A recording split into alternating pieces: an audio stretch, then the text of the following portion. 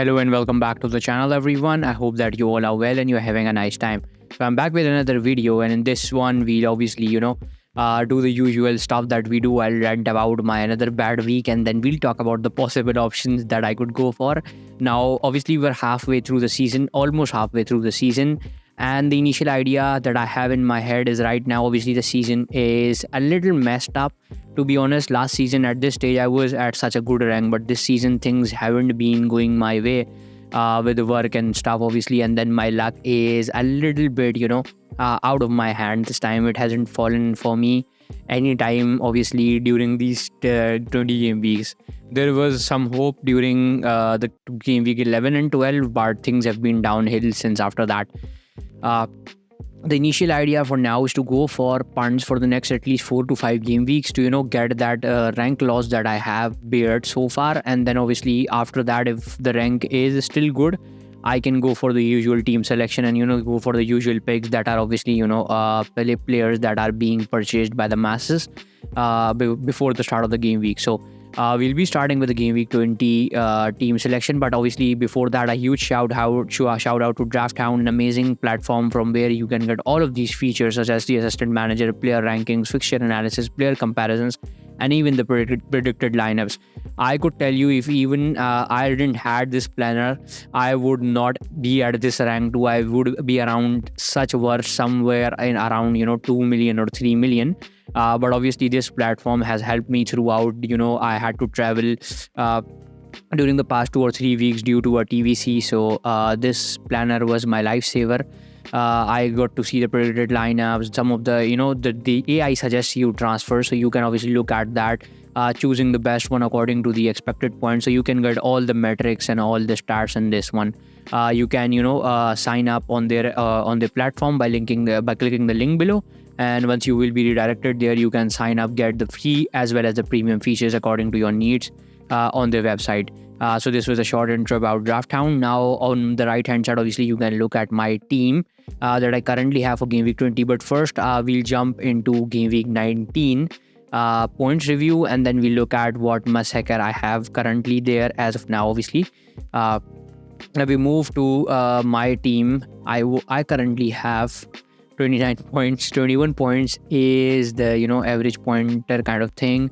Salah with the armband, disappointing. I have Saka and Martinelli against West Ham United at home, expecting something from them. Archer, Darwin and Solanke, luckily all 3 of my forwards were among the attacking returns. Gordon, another disappointing day from him.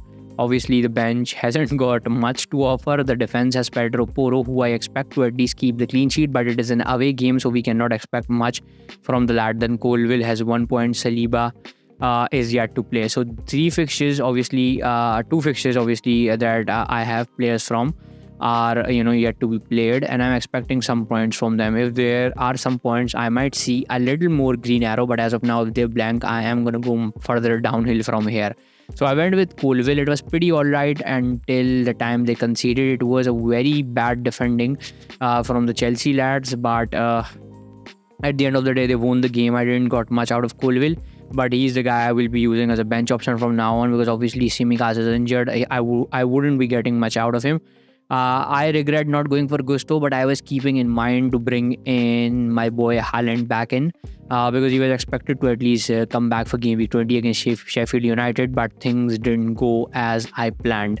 Now Phil Foden could be an option moving ahead, but we look at the options that I could consider. As of now, the rank is pretty messed up, but you can see that I currently am on 872k in the world. Obviously not the best of ranks, but this season the points have been pretty hard to come, and the points difference causes a huge decline and incline in the rank. So probably once you get 20 points ahead of someone, you're gonna see such a good rank increase, and similar would be the case when you are short of 20 points. You will be kicked out a little below than what you were expecting. So there are a lot of options this season, not many solid options. The perma captain options have not been there like previous few seasons, so things have been pretty tough this season. But obviously the managers that are doing well, a big shout out to all of them because they are the real OGs, to be honest. But yeah, we'll try our best to get out of this bad situation. If you are suffering like me Just leave a like below and let me know in the comments too if you're struggling this season alongside me. Now, obviously, I've got Saka and Martinelli yet to play, and Saliba with them three from Arsenal and one from Spurs. I do not expect a lot from Poro. If there is any attacking return, I would be joyful, but at least I'm expecting something from Saka and Martinelli. Saka, obviously, a hugely owned guy. Martinelli returning would be a big decider, and similar is the case with Saliba. If they both return, I will be over the moon, to be honest. So 29 points as of now in this game week. The game week 19 summed up here. Now we move back to game week 20. And let me just, fix this team. Let's just recall it. And then I'll press this magic wand to optimize the team. And as you can see, it is now optimized. Areola is starting against Brighton. And then obviously Pedro Porro, Saliba and Colville. I do not expect much from Colville, but this is who I have got now.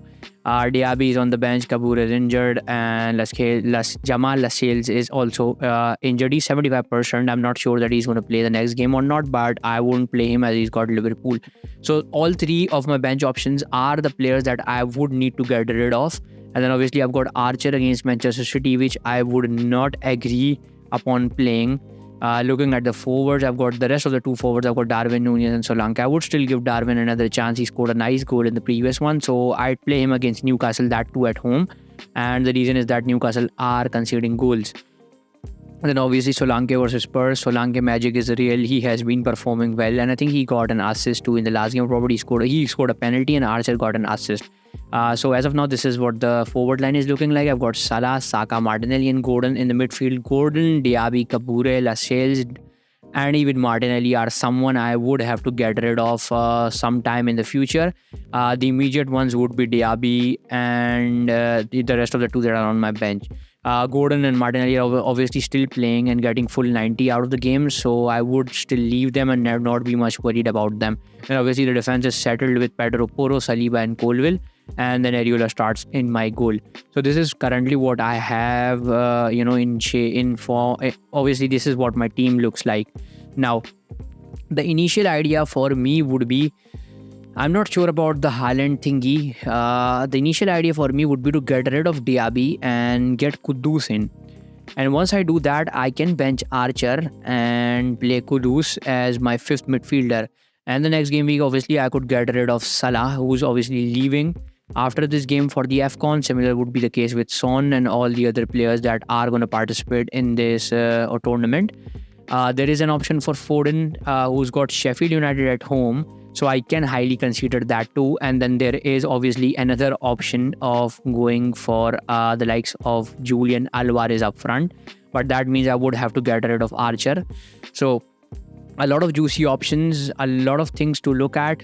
My initial idea was to get rid of Diaby and go for Kudus as a differential, but similar would be the case with Foden, who is another differential and has got some juicy fixtures coming up. I mean, if you look at the Newcastle away fixture, that might be a tough one. Not the toughest one, but still a tough one. But his expected points are 20.9, and that is something obviously very fascinating.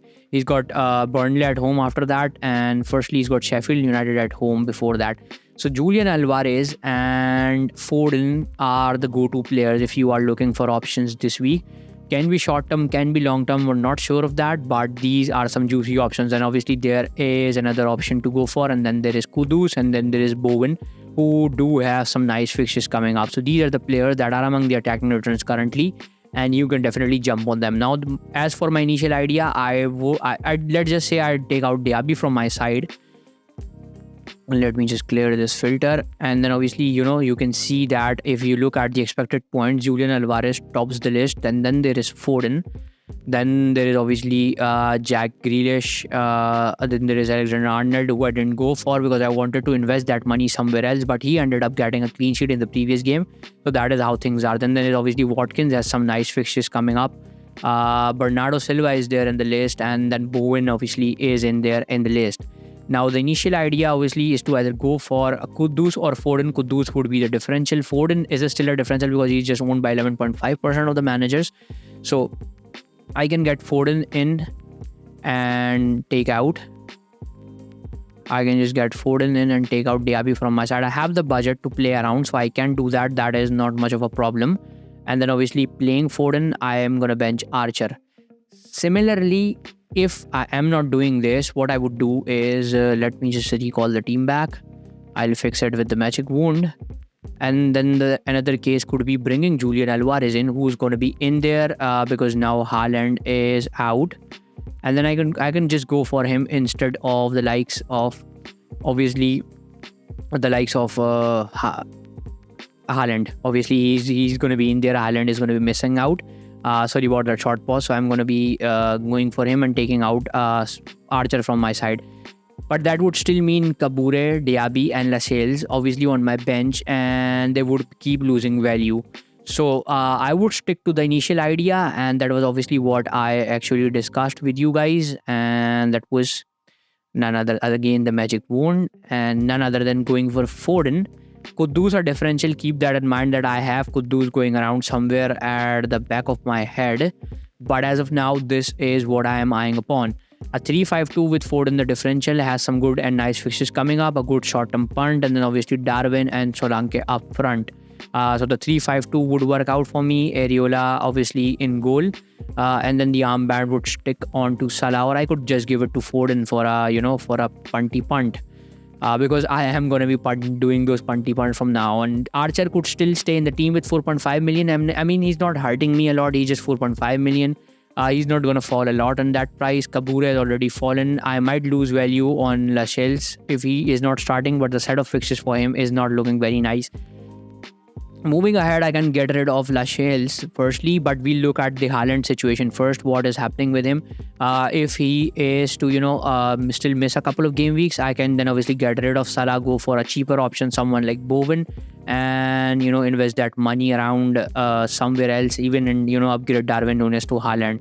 So these could be the options that I could do, but as of now, I am eyeing Kudus and Foden. Foden is my number one choice, Kudus my second choice. Foden would come in to replace the likes of obviously Diaby, who has been missing out a lot. He has not been performing well, doesn't get 90 enough mostly. So I would take him out. I would play Foden in and then bench Archer. And that would be my shit bench, but the team is still alright to get me some points if I am in luck, obviously. Colwill has got Luton. I'm not expecting a lot from him, but Chelsea can at least give me a clean sheet here. Saliba has got Fulham, tough one, not gonna expect much. Pedro Porro still has a tough one versus Bournemouth. So Solanke and Darwin up front, can expect attacking returns from them. Salah, Saka, Martinelli and Gordon.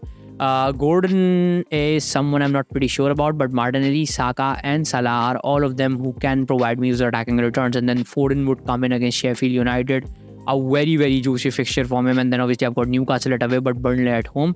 So I am expecting some points from Foden in the upcoming game weeks to cover me all of those points that I've missed out on Haaland, and be that differential, be that punty punt that I am looking at. So yeah, this is currently it from my side. This is my team selection. I am going to go for Foden or Kudus. Foden 70%, Kudus 30%. Diaby is definitely going to go out from my side because the other option that I have to play is Archer. Let me know what are your plans and what are the players that you are thinking to bring into your side. So yeah, this is currently it from my side. Thank you all for watching. Please do subscribe to the channel and let me know your plans below.